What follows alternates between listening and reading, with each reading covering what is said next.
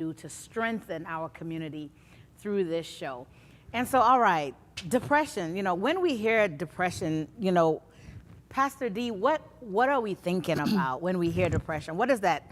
What immediate thoughts come to your mind, and what does it look like? Well, I think some of the things that and I'm sure we'll deal with some of the truths and myths about depression while we're having this conversation. But I think immediately people think about this overwhelming sadness, this ability to be able to get up out of bed, this ability to always be down. Yeah. I think that's the first impression. And so sometimes I think that's what we look for, because that's how we define depression, because that's what society has kind of put out there that is. But I know that this conversation said we'll kind of be talking about some myths of that, because we've seen in recent years some very lively people, by definition, Yeah. take on depression and really struggle to come out of it. So it's not that initial face that we think it is, which is why I think sometimes we miss it. Why this topic is so important to be having, so we can talk about what does it really look like and get away from some of these myths, so we can help one another, so we can help each other heal. Exactly. When I was doing my research and preparing for the show, one of the things that I was looking at is, what do the numbers look like? I am a numbers person. I like numbers.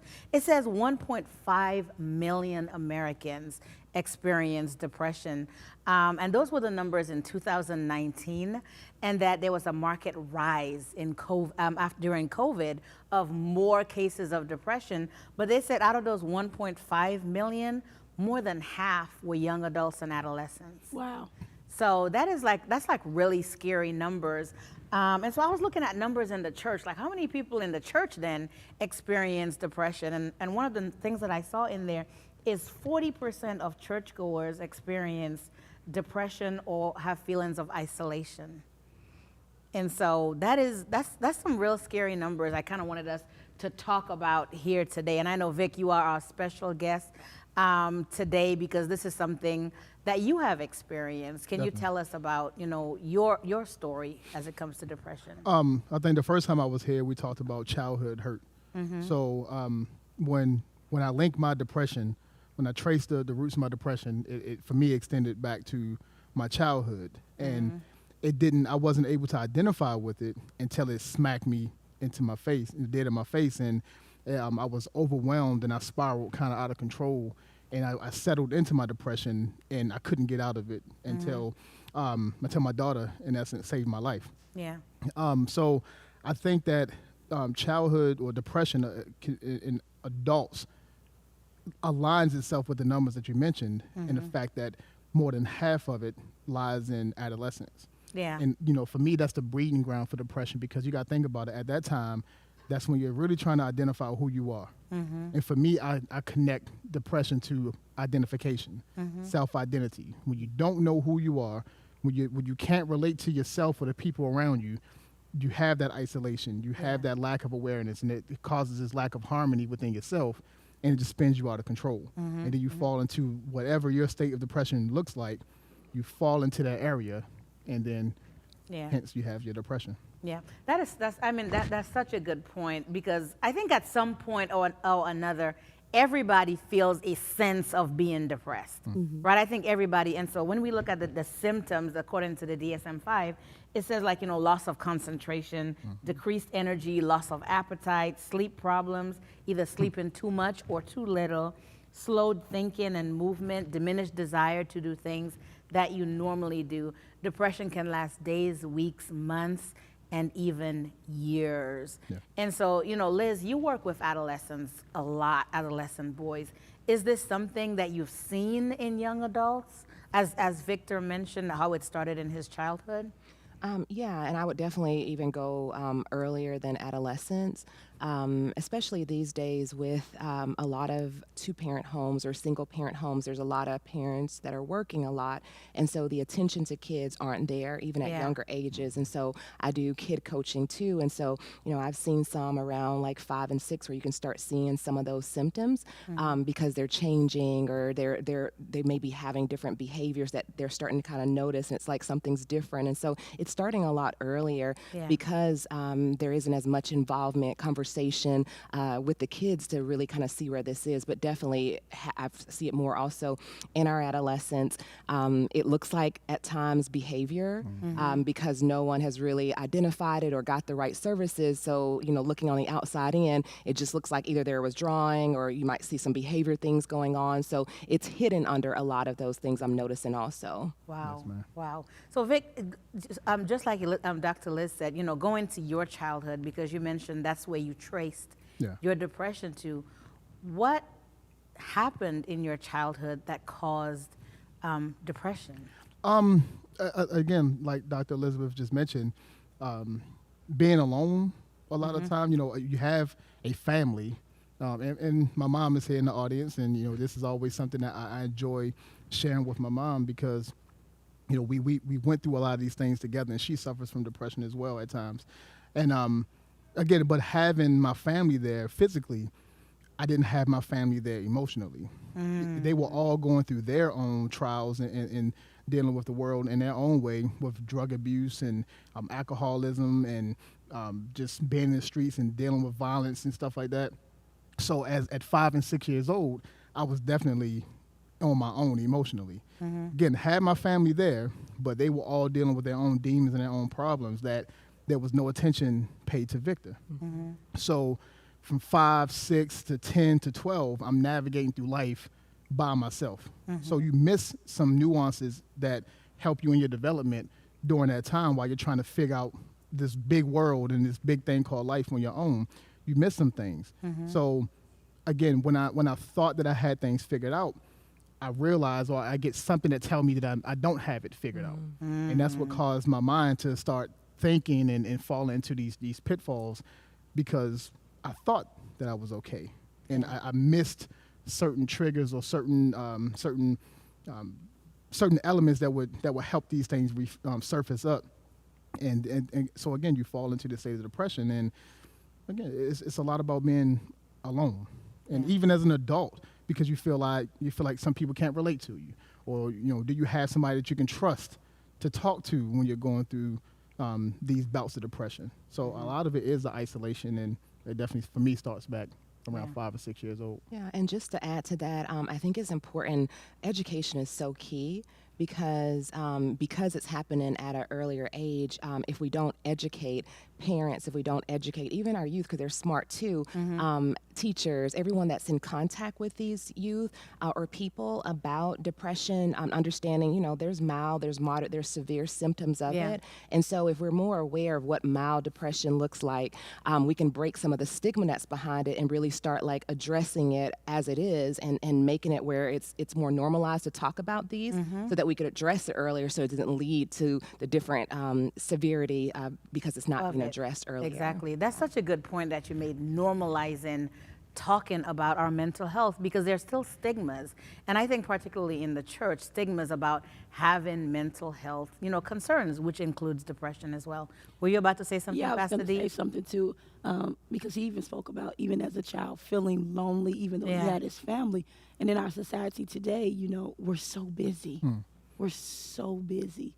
And we're multitasking, and that's what we think is required of us. I mean, that means we're successful. Yeah. The more we hustle, the more we grind. That means we bossing up. We got all these terms that society puts on us, but at what cost? And so my question is even to, as a child, because sometimes I think those symptoms that you read off, we look at our children, because we'll attribute depression to adults, but we don't like to attribute it to our children because we'll write it off as lazy, or we'll write it off as they're just disengaged or they're just misbehaving when it's really not that. But if I'm busy, if I'm juggling my household, You can't even see it. how do I recognize or differentiate between when they are just being lazy and when there's something that I really do need to be in tune to? Yeah. For me as a parent, I think that the phrase that's been going on lately has been intentional. Like being intentional in knowing who your children are. Yeah. Right? I think that there's a way to boss up, and get the things you need to provide for your family, and at the same time be intentional in being there mentally and emotionally for your family. I have a 16-year-old who lives in Baltimore, and I didn't realize that he was battling with depression until this summer. For a long time, I just felt like he was just being a 16 or 13 or 12-year-old boy and just being combative with dad. It was a male thing until they talked about how COVID impacted him and how he didn't have the outlets that he had prior to talk and get things off his chest and express himself. So because of the element of COVID, it forced him to internalize a lot. And he didn't understand, he didn't recognize he wasn't responding to the change like he normally would or like he expected to. So it caused him to internalize a lot and slip into depression. So I'm like, man, I didn't recognize that this element in our lives today could cause this on him. Because I'm like, bro, you got it made. Like, you don't have to go to school every day. You know, you don't have to wake up like you normally did. You just flip over your laptop. You should be having fun. You should be having fun. But I took it for granted that he needed those outlets to constantly talk about different things. He needed that association and those relationships that he built in his high school, and it helped him thrive. Now he doesn't have it, so now he's to himself and his own thoughts every single day. Yeah. So again, that's a part. That's that lonely part. Right. And if you're just joining us, the panel is talking about depression, overcoming depression, and our guests today are Victor Hall and Tamara Champion. And so we've discussed different ways that individuals can feel depressed, to include childhood hurts and childhood trauma, which Victor expressed, being alone in his family for several years, feeling alone, although he was not physically alone, and as an adult traced his depression back to his childhood. And so Tamara, thank you so much for joining us here today. As Victor shared his story, I mean, you and I, we've spoken before, and I know a little bit about your story. And can you talk to the audience about what your depression looked like and where you believe it stemmed from? Yeah, absolutely. So for me, as a child, I was raped and molested. And I went through a lot of abuse as a child, physical abuse. And so for me, my depression stemmed from that. And exactly what it stemmed from was the silence. It taught me to internalizing things and not having an outlet to release things. It conditions us to see the world differently. And you got to think about it. At that age, at 5, the abuse started in my life at about 5 years old. And so at that time, you know, my mind is being shaped, how I see the world. Everything about me was being shaped. My identity was being shaped at that time. And you're talking about, I'm being taught to hold secrets, to hold things in, to internalize. And so for me, that's when depression started in my life. I went through a period to where it was like, I call it the silent years, right? Probably about, it ended when I was about 10 years old. And then from probably about 10 to like 15, 16, those were the silent years. You know, I was on the cheerleading team, I was on the varsity team, I was thriving, it seemed. But then all of my trauma came up. And then depression hit my life. I'm talking about hard. And all these other things began to manifest out of depression. So much manifest from internalizing things and not having proper outlets and being forced into silence. Yeah. One of the biggest things that we don't talk about when we talk about sexual abuse and things like that is the mindset that you now have to break after having to keep so many secrets, being silent, holding secrets, not being able to stand up for yourself, not being protected. There's a mindset that comes from that. And a lot of times that mindset produces depression. Yeah. So when you said that depression hit hard, give us a picture of what that looked like. So I went from being on the varsity team, being a cheerleader, being very active, to kind of a very destructive lifestyle. I felt like nobody got me. The people that I trusted, they didn't prove to be untrustworthy. So I became very. I internalized everything, and I began to hang out with the wrong crowd. Yeah. I began to the nightmares and things started. That was another component of depression for me, was the nightmares. The nightmares began to start, the night terrors, the being fearful of people. And so I'm gonna get you before you get me. And like, it's just all these things, but it was all surrounded around depression. And I got into drug use, things like that. I never got into hardcore drugs, but I was a pill popper. And all these things like that, but it all was, I wanted to see the world differently, and I just couldn't. Yeah. I could not, no matter how positive I wanted to be, I just couldn't. I could not see the world the way I thought you're supposed to. I couldn't be positive about anything. I was very negative. You know, it was a very dark place. It's very dark. There's no light in depression. It's a very dark place. Yeah. Pastor D, it sounds like she was saying that her depression manifested its way in like self-destructiveness. And I think a lot of times we look at young adults or even adults, right? And you see that pattern of self-destructive behavior, like you were talking about last week, that rejection, that abandonment. But what if it stemmed from some type of depression? Well, because I think most of the times we focus so much on the manifestation, Yeah. the outward manifestation. The bad behavior gets the attention. The pill popping gets the attention. And we're so busy dealing with the manifestation that we don't take the time to get to the root of it and really see, where did this come stem from? Where is this? Yes. Because if you go from being a vibrant teenager to now you're doing something 100% contrary, and I do know a little bit about your story because you were in the church the whole time, which is why I'm sure we'll get to that. We're gonna, You know, you're in the church the whole time. You're going through these metamorphoses. And so as the church, we have to seek to do better to deal with these things. Yes. And that's another conversation I'm sure we'll get into. But yeah. I wanted to add some additional input. I know we were talking about when we had the discussion about how do you identify whether it's destructive behavior or whether it's depression. I think one of the positive things that's coming out now is the need for counseling is now becoming, I would say, more acceptable, even for our youth. And so, but even before then, because there's still a stigma of something has to be wrong for me to even seek out counseling, I started coaching because it's like a middle ground. I started doing it with kids.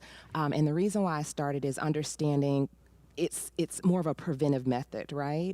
So understanding nowadays, allowing prevention to be a key is so important. And so when you allow positivity time to really like engage in who they are and discovering that, then you're able to have conversations and it brings out a little bit that, and you can see that a little bit more. And so I think bridging the gap of professionalism and the services and not letting it be so extreme before we kind of seek out as parents is a big helpful way to kind of identify that, to understand it takes more than parents these days to work with our children. It really does take a community for that to happen. So I just wanted to kind of add that too. I think that's so great that you would say that, because that's definitely something new. I mean, especially in our culture, in our community, to get help even when there is obvious trauma we struggle with because of the stigma.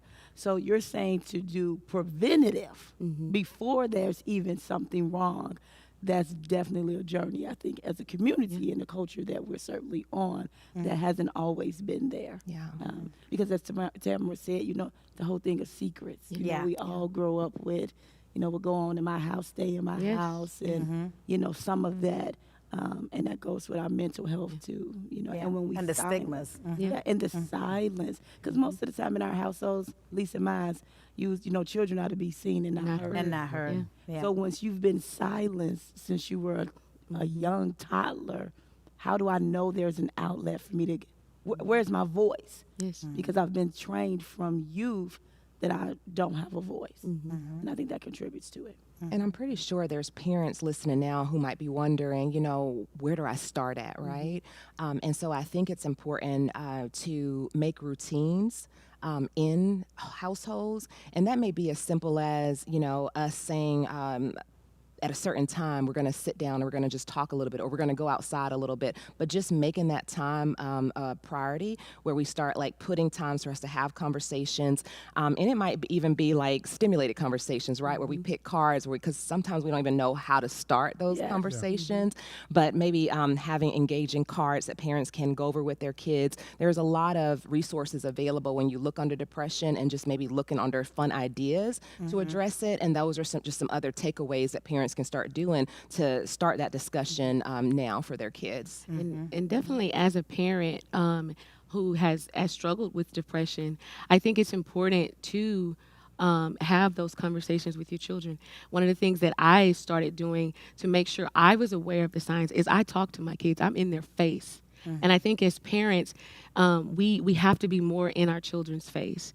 And like you said, I used a resource to where I didn't know. I was taught to be silent. So this is completely new to me. And so, but I recognize that I need to teach. I don't want this to be my children's norm. So I have to teach them something different. So I went and found the resource. I found the books. You know, it may sound silly going and getting a book to talk to your child about bullying and how to deal with bullying, but by any means necessary, I wanted to break that cycle of internalizing, of getting to that place of depression. I want to prevent depression from getting to them. So how do I do that? I do it through communication, Yes. and my willingness, and breaking the stigma of that it's wrong to go to counseling. No, I go to counseling twice a week, and I'm not ashamed about it. Yeah. I go. I'm faithful. Yeah. I show up early because it's important, because I know the benefit, because I had to retrain my mind to see the world. My mind was trained to see the world negatively.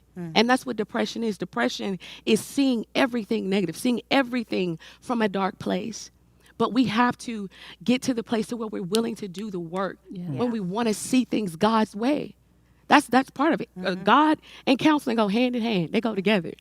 You made a point, and you made a point that comes together, the community doing the work. And when you don't get to the root of it, because the community doesn't want to do the work. And doing the work means admitting your fault and why she, is dealing with depression. What role do you play in either causing it or ignoring it so much to where it snowballed and manifested into the bad behavior? And that's a tough conversation, not just for the person who's going through it, but for the support system that's supposed to be there, and that trust that's supposed to be there.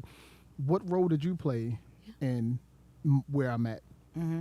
Can you accept your fault so that you can help me build in it? And again, it's a conversation I always have with my mom is, I said it the last time I was here, she asked, how did I forgive her for her drug addiction? She had to understand how her drug addiction impacted my life. And because of that, she's my best friend. I can go to my mother anytime, and I called my mother the other day. Mom, I'm going through it, baby. I need you, right? And she's, what's wrong? And sometimes she can go on 10 because, that's my rider. But sometimes I'm like, Mom, I just need you to listen to me, right? I don't need you to help me make sense of everything. Just let me get it out, right? Because if I don't get it out and just blah, then I'm internalizing, I'm swallowing, and I get full. And sometimes when I get full, I just get sick, and I spiral down. So I needed her to understand what her role was. Again, like you, Tam, I was molested as a kid. So I needed my mother and the people who were in my family to understand that this was a part of my life. Right, so it's not a behavioral thing. I'm not just acting out because I'm a bad kid. Like, there's some stuff that you don't know about because I can't talk about it. Right, because I can't, I can't tell my neighbor. I can't tell anybody because if I tell, then this person will get in trouble. I don't want to get this person in trouble because this person will have to deal with the consequences. So you internalize everything. In a sense, I feel like people who suffer with depression kind of treat themselves like superheroes. Right. Okay. You shoulder so much stuff to protect everybody else, and you sacrificing yourself along the way. But even Superman needed his sidekick, right? Even Superman needed his confidant, right, to lean on and say, "Hey, look, today I can't be Superman, right? I need to be re-energized, and I need you to help me along the way." And when you don't have that, it's kryptonite for us. Yeah. So what did that? Just like so Tamara expressed that when her depression came to a head, right? Like what it looked like. What did that look like for you, Vic, that you knew at that time, okay, this is not good. I need help. I really need my sidekick. I really need my, I need somebody to talk to about this. It was suicide. Yeah. It got to that point where, so I missed it early on. In my mid-20s, I became an alcoholic and I didn't realize it. I thought I was being in Germany doing what, soldiers in Germany do. We drink, right? But for me, it was Wednesday, Thursday, Friday, Saturday, Sunday. Yeah. I took a Sabbath on Monday, kind of recovered on Tuesday, and then went back at it Wednesday, Thursday. And I didn't realize that I was becoming an alcoholic. You were a functioning alcoholic. Ish. Yeah. Right. Ish. Like my coworkers probably didn't feel that way because I was a pharmacy tech and I would leave from the club and go to work and be in the IV room, smelling like Hennessy and vodka and Red Bull. I'm sorry, but it's You're being real. That's okay. Gotta be real. That was my thing, and then it would turn into fighting all the time, right? Growing up, I wasn't a fighter. I wasn't afraid to fight, but it was like that wasn't my thing. In my mid-20s, I'm fighting Thursday, Friday, Saturday, and Sunday, and the people around me started being impacted by, and it wasn't that I started it, but I wasn't in the headspace to not go to it either. So then I started fighting a lot. So my military career started being impacted by it. The trust from the people around me started to diminish. And I go forward, and again, I'm seeing the world differently because I'm not understanding why people are looking at me differently. So I'm like, you're not on my side. You're against me. You're against me. You're against me. And I fall deeper into a world of I'm by myself. Then life gets the best of me. I made some decisions that I couldn't stomach and couldn't face anymore. And I decided the best way for me to take care of it was for me to end my life. So I had a plan. My plan was I had 3 of my babies in the living room. My plan was I'm going to set them up to watch Mickey Mouse Clubhouse. And I gave them something to drink. And I set my noose up in the garage. And my intent was to hang myself and kill myself. And what stopped me was my daughter, and one day she'll hear this story and she'll understand. She actually knocked on the door and asked me for a peanut butter and jelly sandwich. And that's what stopped me. And I cried for like 3 hours straight. And I called the Veterans Crisis Helpline, and I just cried and cried and cried and cried and cried. And I felt like at that moment, this is it. This is what it is. It came out of nowhere. Like this thought, again, people who knew me, I'm vibrant, I'm outgoing, I'm fun, I like to enjoy myself, not knowing that I'm suffering, in silence to the point where I want to take my own life. Yeah. To the point where I felt like the world was so against me and I had no place in the world. It's better for me to be in the heavens, right? So that's what it was for me. Wow, Vic, thank you. Thank you for being so transparent with us. And we are all happy that you're here. We're happy that knock happened on the door. Amen. That's Yes, fine. Lord. We're really She happy. is definitely my angel on earth. So Yeah. I appreciate it. And for those of you joining us right now, we are talking about overcoming depression. And as Victor just shared his story with us about his almost attempt with suicide, we've been talking to Victor and Tamara Champion about overcoming depression. And I think we have a panel here that can all be transparent as to where we are and where we've been. Because everyone at some point in their life experiences some form of depression or isolation, rejection, abandonment, loneliness. We've all been there. Unfortunately, some people have a harder time coming out of it, and they grow into diagnosable depressions, right? And so what we're going to talk about when we come from the break is how did you overcome it? How did you, some practical application steps that we can talk to our audience out there as to what exactly can we do? What are some resources? And then how can you identify it in your children, right? And how do we stop that generational? Because I heard you say your mother experienced depression, you experienced depression, and now you have a 16-year-old who is going through depression. And so we're going to talk about identifying it, identifying that root, and practical application steps for our audience out there. So we're going to be right back after we listen to a message from our sponsor. Thank you so much for joining us.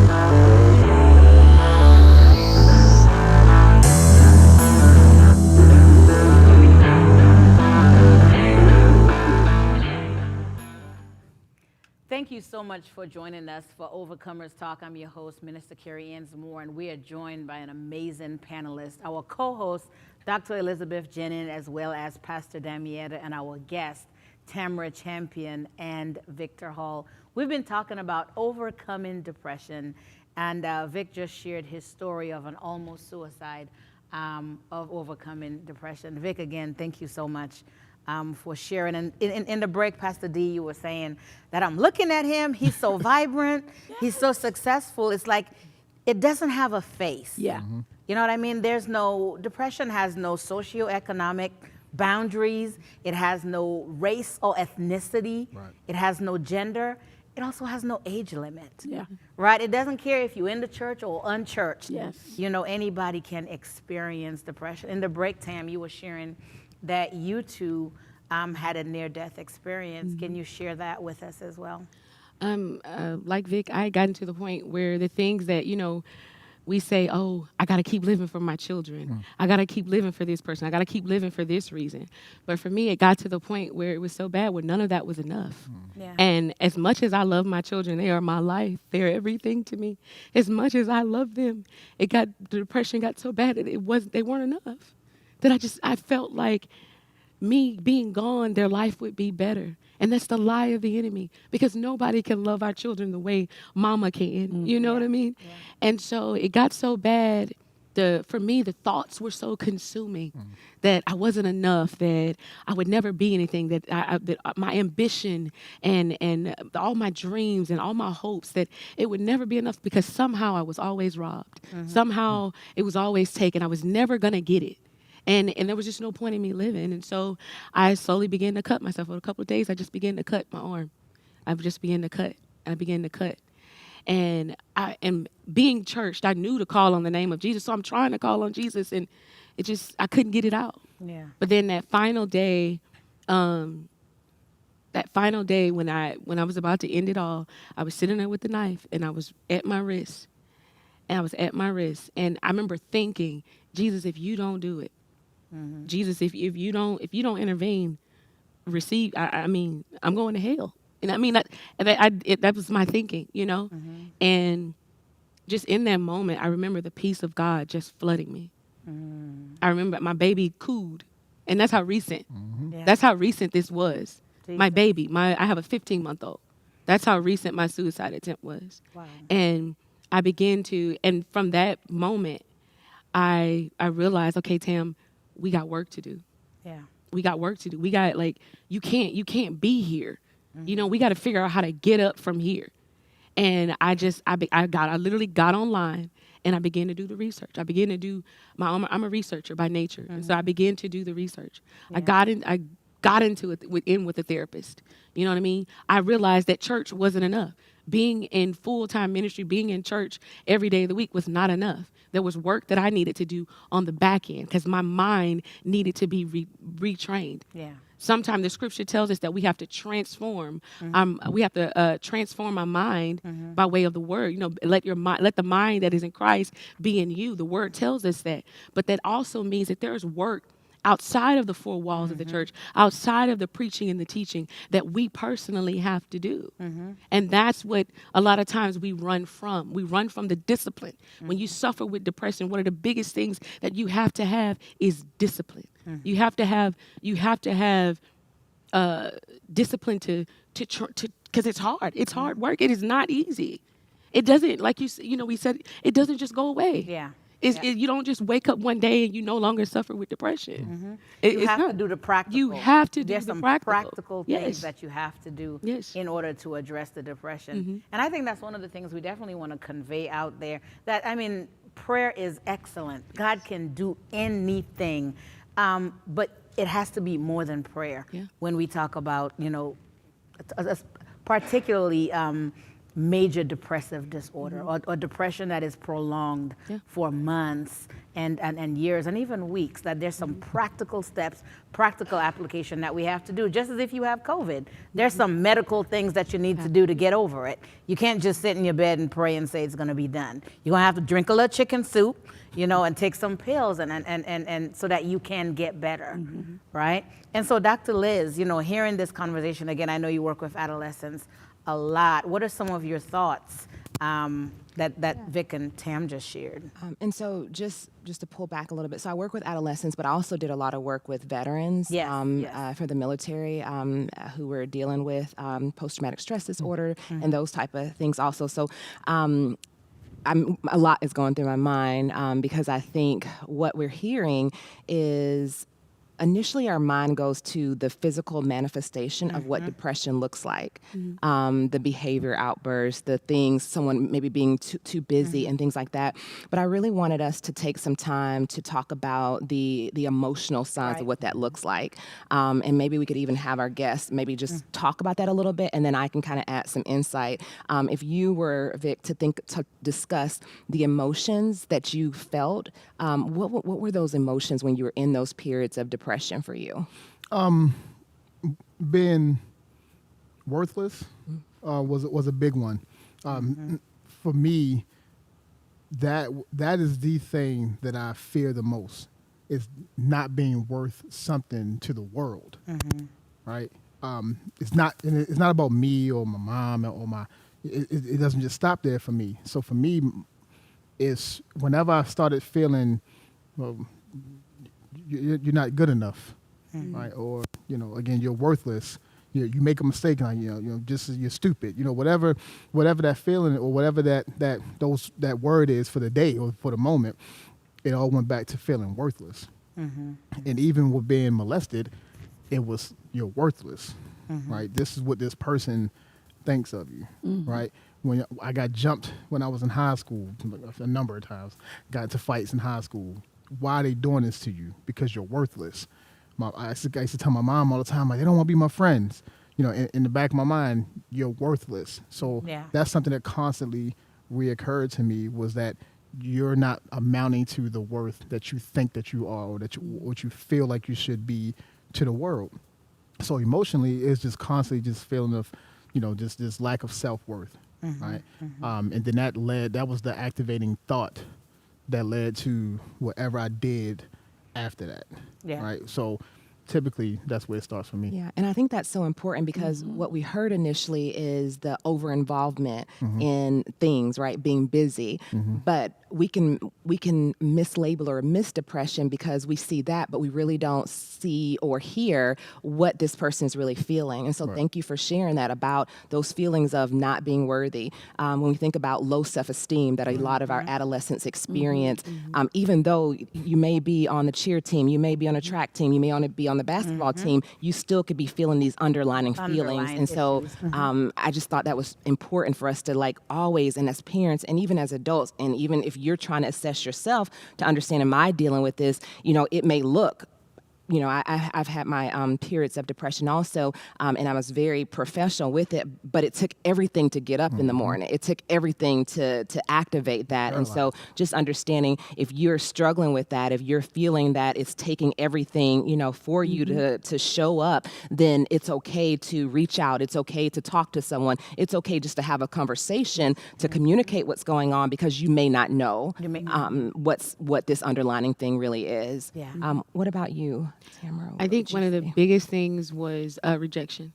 Rejection and disappointment. I was just so, at that point, I felt just rejected, like I wasn't enough. I felt unworthy. I felt all of that.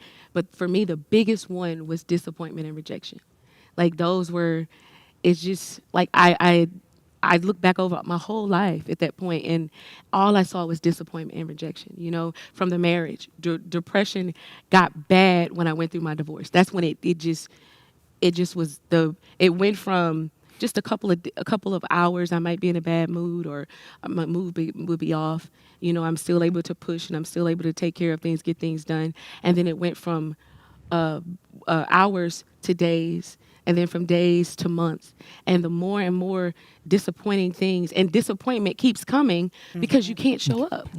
It keeps coming. You fail. The cycle continues because failure comes. Failure is a part of depression because you can't think. You can't think your way out. Your mind is clogged. It's blocked. So you never can get to that place of success because your mind is blocked. So failure comes, and so now you feel like a failure. Now you feel like I can't get anything done. I can't take care of my children. You know what I mean?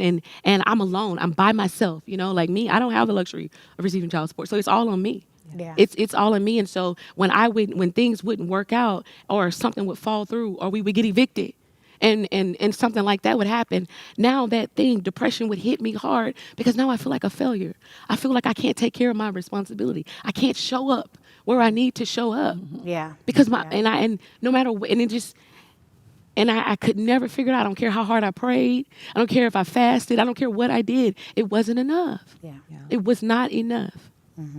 Thank you for sharing that.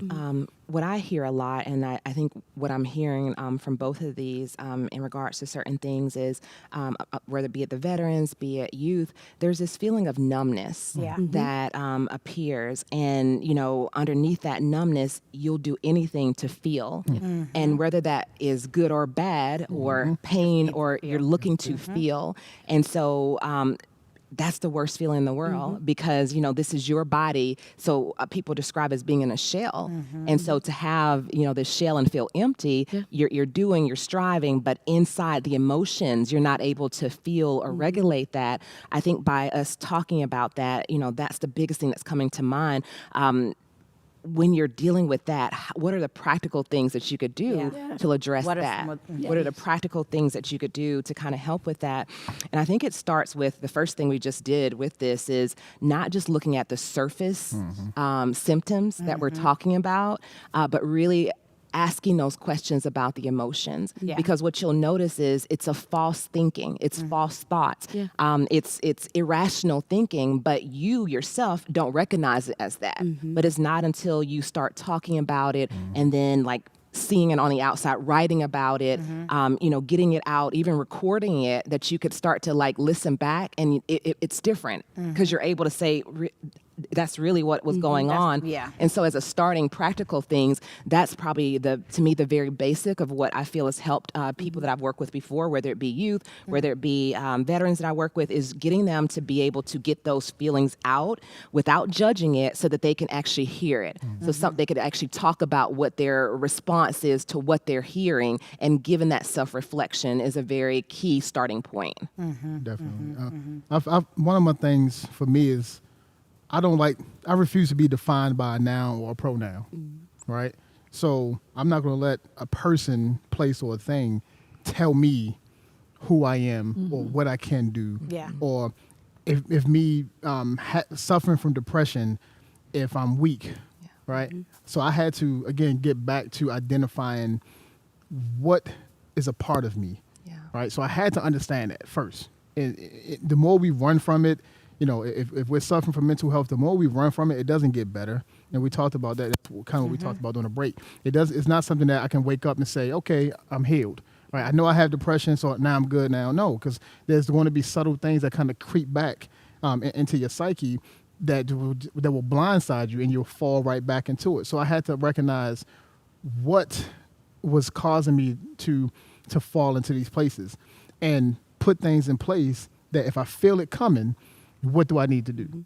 If that means I call my mom, immediately. Do I wait and ignore it and like, I can deal with it later on? I practiced that for 15 years. Yeah. I practiced putting it off for 15 years and it didn't work. Yeah. So I know I can't do that.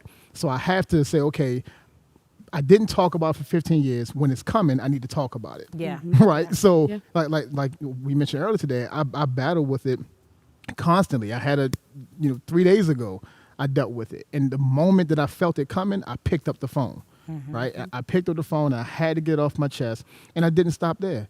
I got up and took a walk. Breathing exercises, whatever thing helps you get out of it, you have to instill those things into your life and make that your practice. Yeah. Because prior to that, your practice was hiding, suppressing The it. silence. Right. The silence, keeping Yeah. it internalizing. So you have to reverse whatever practices you had before that were not successful. You have to treat your body like you have to study yourself. You have to, be your own practitioner in a sense. Again, we're not doctors like Dr. Jennings is, right? But, you have to, in a sense, be your own practitioner and help yourself first in order for you to even tell your practitioner what you need. Or help your practitioner identify what you need. Yeah. So for me, it really starts with yourself, with understanding who you are, understanding those triggers and the idiosyncrasies of your life that causes you to spin into these belts of depression, or cause you to stay into these belts of depression. Also. Yeah. I really identified with what Dr. Jennings said about finding a way to get out the emotion, because the way that I did it was I journaled. Like I have notebooks and notebooks of journal. Like I write. I have just notebooks of just writing and just getting out. That was before I got into therapy. That was the way I dealt with the emotion, as I began to write it. I write it out I don't care how raw it was, and I don't care how I had to get it out. And so much release comes through just writing it out. Yeah. The very thing that can keep you from committing suicide could be writing it out, getting those emotions out, and then once I began to write it out, I had to, and it was something that you hinted to, boundaries. Boundaries are so important when you suffer with, that was one of the first things that I had to learn in therapy, was how to set proper boundaries. Because when you allow, and when you don't, like you said, we grow up being silent. We grew up with the abuse and different things. So we don't know boundaries. We do not know how to function in the world. We don't. We have not been properly set up to do that. So one of the first steps for me was learning boundaries, and that's what I heard when you were talking, was how do I set boundaries? What are the boundaries for my emotions? What is what thought is it that I have when I'm about to go into that depressed mode? Yeah. What thought is it? You have to be that intentional about tracing that thing down. Like, I know that there's certain things I can't watch. There's certain things I can't listen to. There's certain places I cannot go. There's certain people I cannot be around. Why? Because Triggers. It's a trigger. You have to know yourself. Yeah. So the practical, this is what I'm hearing from the panel so far in terms of the practical. You have to acknowledge those feelings. Definitely acknowledge, okay, this is what I'm feeling. You have to trace it. What is the root of it? Where did this come from, and how does it make me feel? Yeah. What are those emotions connected to that? And then really setting those boundaries and setting steps to address those feelings, right? So trust the emotional, and then what is the physical symptom, or what is the manifestation that we're actually seeing, and then how do I deal with that? You're about to say something, Pastor Yeah, I love D. what you're saying. Because I totally agree that the first step is acknowledging. Yeah. And then maybe I don't have the strength. Maybe I don't know how to get to step 2. You're telling me to identify my emotional boundary. I don't know what those are. Yeah. You're telling me how to identify my triggers. I'm not familiar with what those are. And so I love that we're saying if you can at least acknowledge it, then get help at that point. Yes. Because if you try to manage the rest of them alone, that's where you may get stopped. But if you can at least identify that this is a real feeling that I have, that may be enough to say, I need help. Because for some people, trying to go through that whole roadmap alone, it's too much. It's dangerous. It's too It's dangerous. overwhelming. It is very overwhelming when you come face to face with, Yeah. okay, Yes. this is what I'm facing. And again, with the stigmas Yes. and the fear and shame associated with it. And I like what we said earlier, that we have to normalize. Yes. We have to normalize that we feel this way, and then also getting help, whether we're in the church or out of the church. So normalizing these conversations. And even with that, again, you have a responsibility, right? Yeah. Like, I know I can't talk to my father about certain things because he may not be the person that's going to give me what I need to have, right? I know there's certain things that I cannot talk to my mom about. Probably can, but just an example, you know what I'm saying? But in a sense, I can't go to my best friend who's going to tell me everything I want to hear Yeah. instead of telling me everything I need to hear. So even understanding the roles that people play, right? Yep. Going to therapy, I feel like therapy is definitely something that has to be a part of your treatment, whether it be through your, working out, 3 times a week to eating healthy. Therapy needs to be somewhere in that, Yep. right? Because the therapist is an impartial element of your life who is trained to help you navigate through depression, anxiety, or whatever your mental health situation may be. But you have to have that as part of your treatment plan.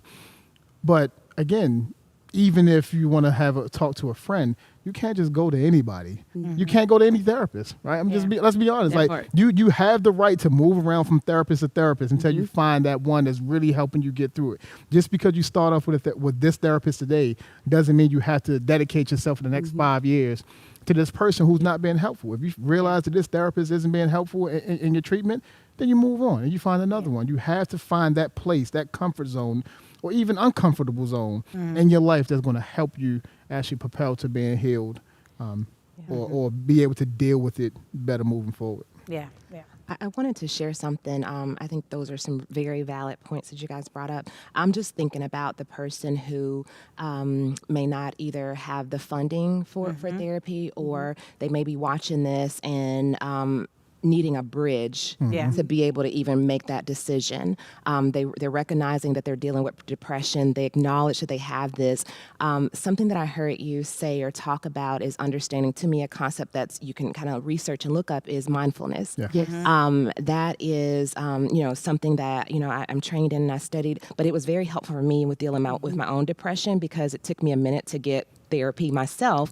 And this was before I became learning more averse about it. But the whole concept of mindfulness is learning who you are and the things that you're needing. Yeah. You talked before about, because sometimes what we'll do is we'll go down this list. We'll work out, we'll, eat, we'll try this, we'll try that, but it's not really what It's we're not really needing. needed. And so being able to be in the present and know and recognize your body and understanding what is it that I'm needing? Like, what is it that makes me feel better? And that may become trial and error. I'm looking at my senses, my sense of taste, my sense of smell, my sense of touch, my sense of movement, my sense of hearing. So just looking at your senses and exploring things that could be calming, awakening, that you enjoy. Just that self-exploration could be the start of, because what do we say? You're numb, you can't feel. Right. That may even start to wait a minute. It wakes something up within you. And then from there, we start realizing, okay, there is some connection. Because I heard you say when you had that suicide attempt, it was hearing, right? It was that thing. And so sometimes we recognize it, it was that, but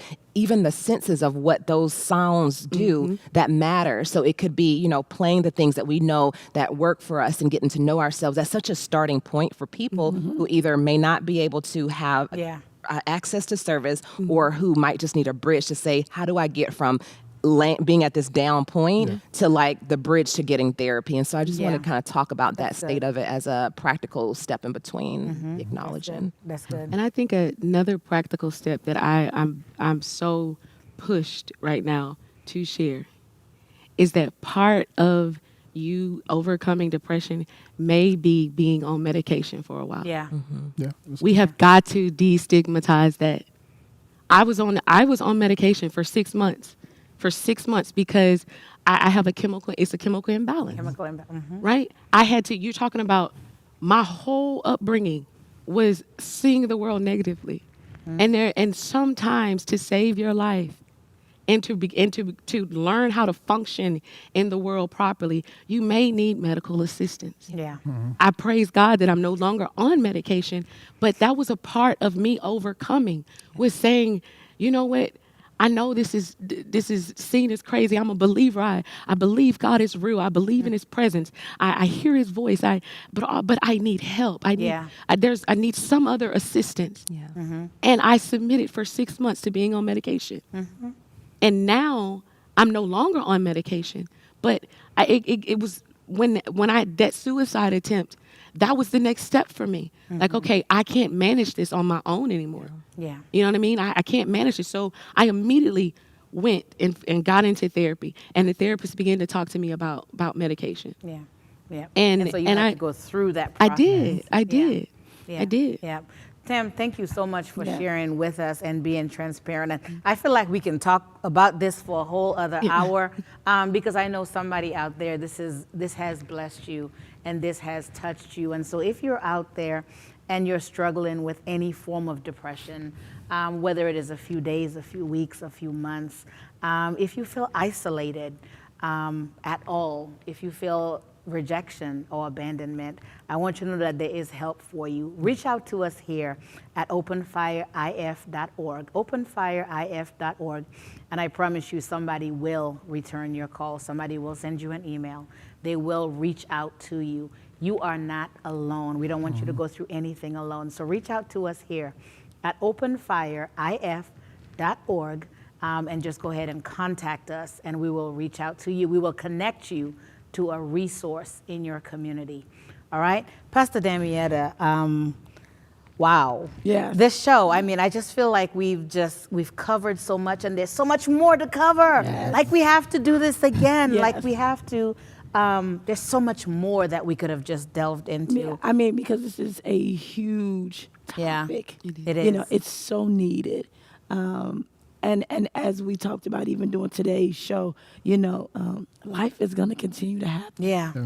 And it's going to be, you know, you're going to have that feeling of disappointment again. You are, because that's just what happens in life sometimes. Yeah. And so being equipped and being fortified and how to deal with it is empowering. It is. It And is. so I'm so grateful for this platform. Yeah. You know, that we would have this platform to educate people and to give practical tips and things like that so that we all can practice overcoming in our everyday lives. Amen. Amen. So just go ahead and talk to our audience. We'll give each person a chance. Just talk to our audience and just kind of minister to them about, you know, overcoming depression.